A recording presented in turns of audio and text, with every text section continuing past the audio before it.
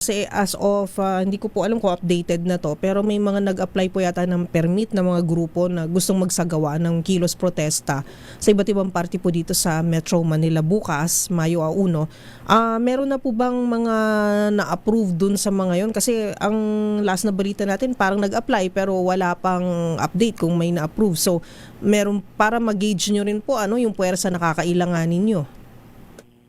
Tama po, Ma'am Karen. Officially po, nakita po o natanggap ng NCRPO po na approved na magrarally po. Ito po ay sa Marikina Local Government Unit ang nagbigay.